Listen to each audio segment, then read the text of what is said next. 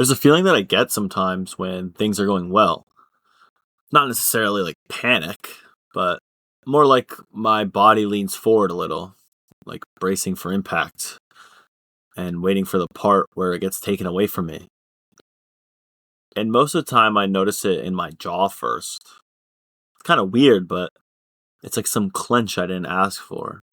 Like I'm flinching from something that hasn't happened yet. And I think a lot of people do a version of this. When a good thing happens and before you can sit with it really or sit inside of it, some part of you is already rehearsing the ending. Some of you do it with a job, like picturing getting fired the day after a good review, or replaying the meeting where they let you go before you even sat back down at your own desk. Some of you do it right after someone says, I love you for the first time. Like the sentence needs a receipt before you're allowed to keep it. It doesn't matter what the good thing is. The mind treats it the same way every time. And here's where it showed up for me most recently. I was spending the 4th of July with my girlfriend. No fights, no weird silences, none of the stuff that usually gives me something to chew on later. We grilled on Friday, burnt a part of it, and we laughed about it. Nothing crazy. We watched some fireworks from a parking lot, and we were sitting on the hood of the car, passing back chips, and it didn't even matter that we missed like a good view on the boardwalk. It was just fun. Plain and uncomplicated good. The kind you don't really examine while it's happening because there's nothing in it asking for it to be examined. Then Sunday afternoon, I got in the car to drive home. Windows down, that specific tire that comes only after like a long, good weekend. One of my arms was a little sunburned from hanging out the window the whole way there. So for the first 20 minutes or so, I was okay. I had the radio a little low, had a little bit of a Red Bull in my cup holder, still feeling the hug from the driveway when I left. And, like the kind of solid one where neither person really pulls away, it just kind of ends. Then somewhere on the way back to my place on the highway, for literally no reason, nothing I can point to, there it was again. That same clench in my jaw. And this thought walked in like it had lived there. Like she was going to leave me. Or she was going to cheat on me. Or she's just going to get tired of me one day and turn cold. And that I'd have to just sit there and take it. Because what else would I even do? Like it's weather moving through me instead of making a choice. And I want to be clear about this part. Nothing happened. Nobody said anything. There was no fight sitting in our rearview mirror. We're in a very good spot, and I was just driving home from a good weekend. And I was inventing the exact way it all falls apart in details at 70 miles an hour. And that same night, I had a dream that she did leave me. And it wasn't even like gently. It was like she was laughing at me. And it was like so cruel that it didn't even sound like her. And in the dream, I couldn't even speak. I just stood there and listened. Exactly the overthinking I was doing before, back on the highway. And when I woke up, my heart was like racing. And for a few seconds, I actually forgot it wasn't real. And I checked my phone. Nothing was wrong. I just laid there kind of feeling shitty, like ashamed almost. Like I had done something wrong and nothing even happened.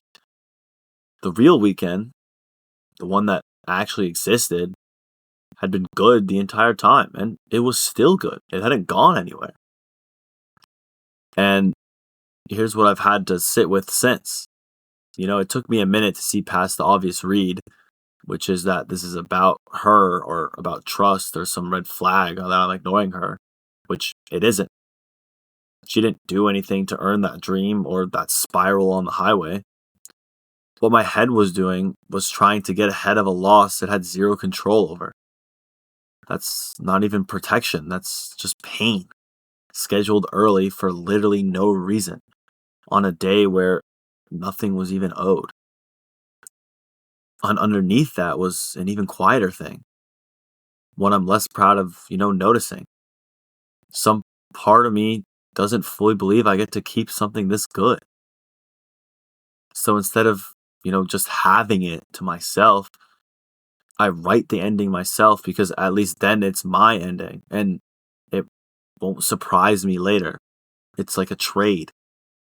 I give up that good feeling now for an exchange of the illusion that I'll be good later. Except you're never going to be good later. You're just absent now. In a moment that was fine.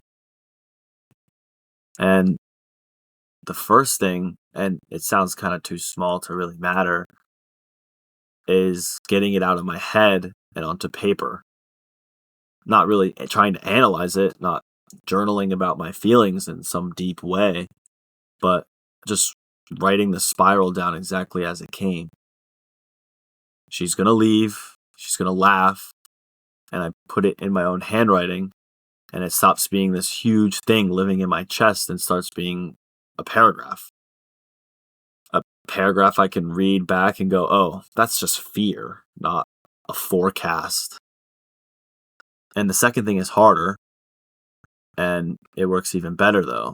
It's telling her about it. I used to think that saying it out loud would be handing her a map to my worst insecurity and hoping that she would never use it against me. So I'd always just sit with it instead, quietly building a case against a version of her that never even existed, resenting an ending that never even happened over something she hadn't done. And so I told her. My hands were doing that thing where they didn't know what to do with themselves, and my voice came out smaller than I wanted it to, but she didn't laugh. She just sat with it and told me she wasn't going anywhere, because she wasn't. And that was it. And the fear didn't disappear forever, though. I don't really think it works like that. But it lost some of its grip and its validity in my mind, because just by being said out loud in a room instead of running and supervised in my head all night, it felt real and I felt safer. And I haven't perfected this. I still feel that clench in my jaw sometimes when things are good, but I'm trying to catch it earlier now before it turns a whole night into a bad night. So what I'm asking you and of myself is that next time something good happens and your chest tightens for no reason that you can name, try not to sit with it alone, running the ending in your head. Try writing it down or say it out loud to the person you love. Let the moment stay good instead of pre-writing how it ends, because you don't know how it ends. So just write it down, say it out loud to that person you love, and let that good moment stay that good moment instead of pre-writing how it ends.